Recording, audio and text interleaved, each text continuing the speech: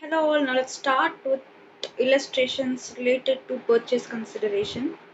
So last video we have explained the methods of finding purchase consideration, and now let's start with the illustration number 1. S limited is observed by P limited. S limited gives the following information on the date of observation. S limited is observed by P limited அப்படின்னா அப்போ எந்த company purchase பண்ணுறாங்க? P limited தான் S வந்து purchase பண்ணுறாங்க. So P is transferee company and S is transferor.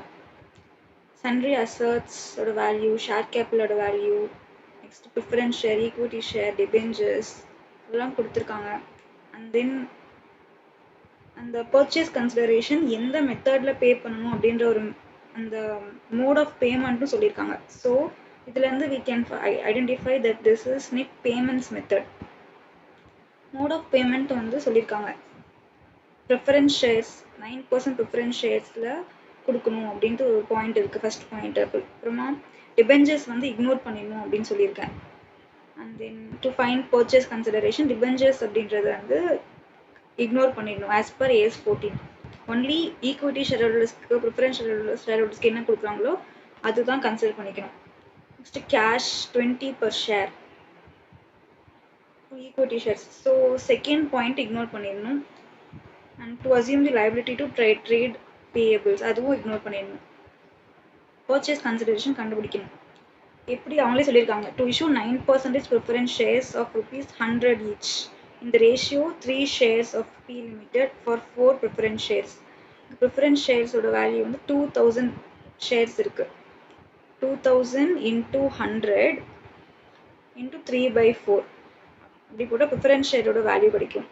Next second point ignore பண்ணிடுறோம். To pay ₹20 per share in cash அப்படின்னா equity ஷேர்ஸோட value பார்க்கணும். 5000 இன்டூ 20 வந்து கேஷில் கொடுக்கணும். நெக்ஸ்ட்டு ஈக்விட்டி ஷேர்ஸ் வந்து 100 each issued at market value 125. Market value agreed value தான் எடுத்துக்கணும். ₹100 தான் actual value, ஆனால் அக்ரி பண்ணது வந்து அக்ரீட் வேல்யூ தான் எடுத்துக்கணும் 125. So 5000 into 125 into 6/5. 6 equity shares of 100 வந்து இப்போ 125 of 5 கொடுக்குறாங்களாம். ஸோ அந்த எக்ஸ்சேஞ்ச் ரேஷியோ 6/5 அப்படின்னு போட்டால் will get the value of equity shares. இப்போ ப்ரிஃபரன்ஸ் ஷேருக்கு ஒரு வேல்யூ வந்திருக்கும், கேஷுக்கு ஒரு வேல்யூ வந்திருக்கும், அப்புறம் ஈக்விட்டி ஷேர்ஸ்க்கு ஒரு வேல்யூ வந்திருக்கும். இந்த மூணும் ஆட் பண்ணால் we will get the value of purchase consideration. So first the purchase consideration நம்ம என்ன கண்டுபிடிக்கிறோம்? computation of purchase consideration. Particulars rupees அப்படின்ற மாதிரி போட்டுக்கலாம்.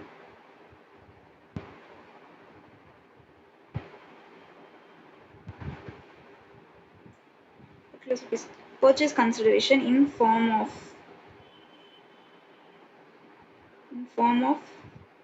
preference shares. first preference shareholders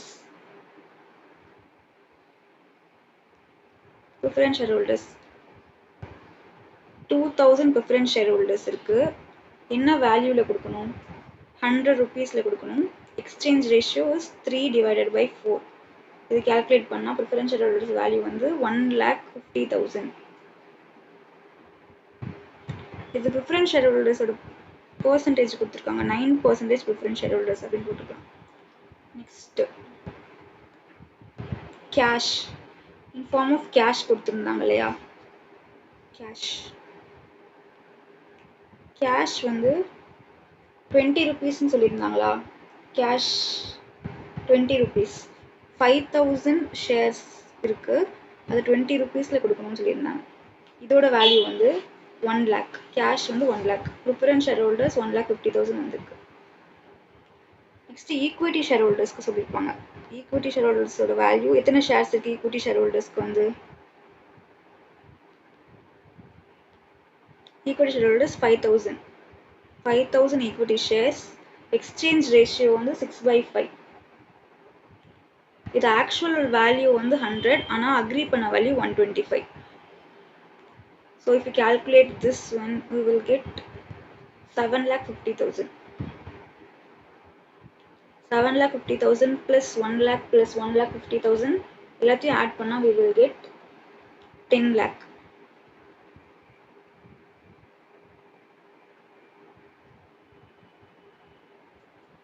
This is purchase consideration.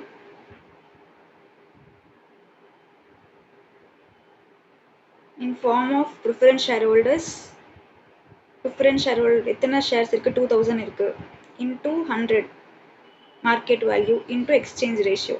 Next cash வந்து 5 equity shares 5000 consider பண்ணிக்க சொல்லிருக்காங்க. So 5000 into 20 rupees அதுதான் அக்ரி பண்ண வேல்யூ கேஷ்க்கு. இவ்வளோ.